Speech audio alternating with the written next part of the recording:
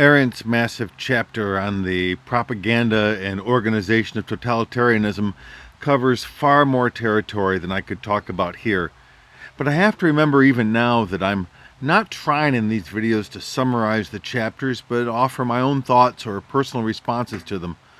So I'll start by saying with more than a little apprehension that I often don't feel like I'm reading a history, but a description of our contemporary time.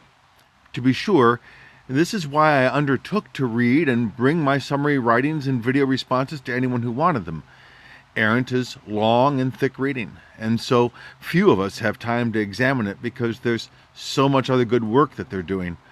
So I want to touch upon a few key observations and claims that Arendt makes, which may both disturb and offer perspective. And considering the chief instrument of totalitarian stages of early power, propaganda, which will later be replaced by indoctrination, terror is its fitting complement.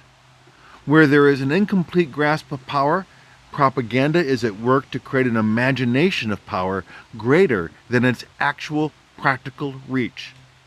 Psychological warfare, terror and gangsterism, is used when tangible power is unavailable.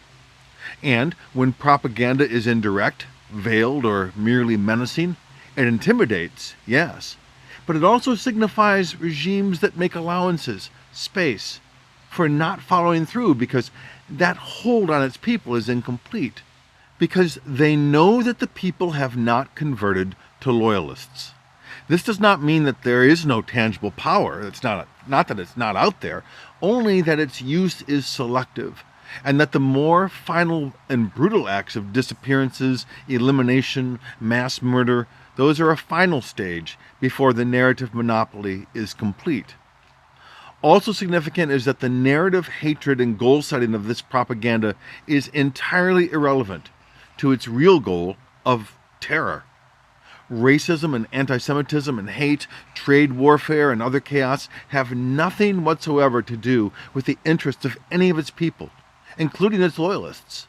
That they enact this hate merely is a functional sign of their loyalty, and the totalitarian regime could just as easily shift its target to an equally irrelevant group to accomplish the same thing. That the target shifts, and that the listeners follow, is a measure only of the narrative effectiveness, not of any real crime of the target. The real problem, of course, is when propaganda's various stories run into what Arendt describes as common sense. Here the strategy is to make common sense too as irrelevant and invalid as any of its targeted enemies or ideas. The only consistent thing remaining for those loyal to the narrative must be the consistency of that loyalty. In their minds, abandoning the story means surrendering to the disorder and chaos of change and growth which drove them to seek stability in the first place. In other words, the real world. Better, it seems, to sacrifice quality of life, or even life itself, than surrender to a world of complex change that they are inadequately prepared to meet. What struck me through this is the organizational structure which maintains the balancing act of this narrative, one that is itself built upon principles which govern secret societies. Mysterious movements behind the scenes, secret symbols, hierarchies of initiation, false stories to deceive the uninitiated, regulating its members, their behavior, and unquestioning obedience, and devotion to a larger-than-life leader who's surrounded by an inner cabal, a circle of schemers. This is not an invented connection.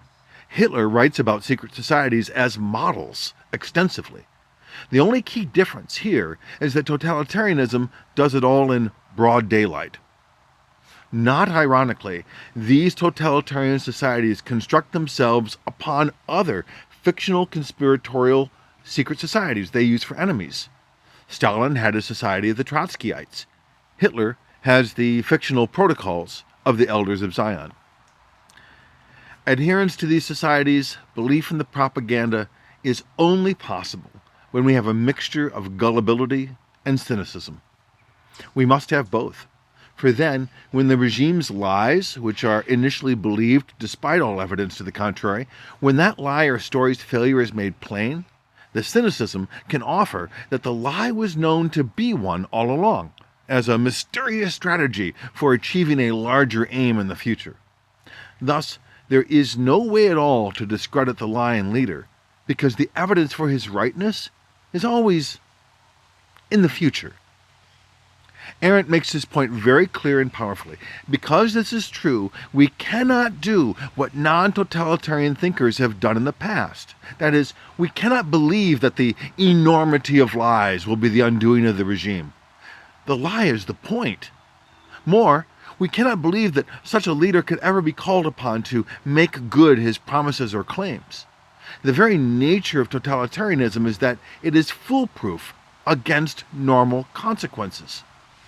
So we're bound to ask, if we cannot defeat the Tower of Lies, which themselves are the bricks of its power, what are we to do? Arendt offers us a strategy which, to me, both makes sense, but itself carries a disheartening cynicism. She writes, "Foolproof against arguments based on a reality which the movements promise to change, against a counter-propaganda disqualified by the mere fact that it belongs to or defends a world which, by the shiftless masses, cannot and will not accept. It can be disproved only by another, a stronger or better reality." Loyalists to the totalitarian narrative do not need to accept reality. The regime will change it. They will not accept reason or argument from that world because they are ill-equipped to understand it. We need a, quote, stronger or better reality. So, what the hell is that? It means, of course, that we need to build communities better than the ones that allowed the regime to grow in the first place. In Arendt's time, this meant communities of nations not built upon the collective avarice of capitalism and ambitions of empire. Communities which are not bound by corruption, but call it the price of doing business, or not their responsibility, or even principles and virtues. Arendt says that we must remember that the totalitarian narrative is virtually all that sustains the regime, that the moment of defeat reveals the weakness of the propaganda, that the force of the movement evaporates quickly when that dogma is lost.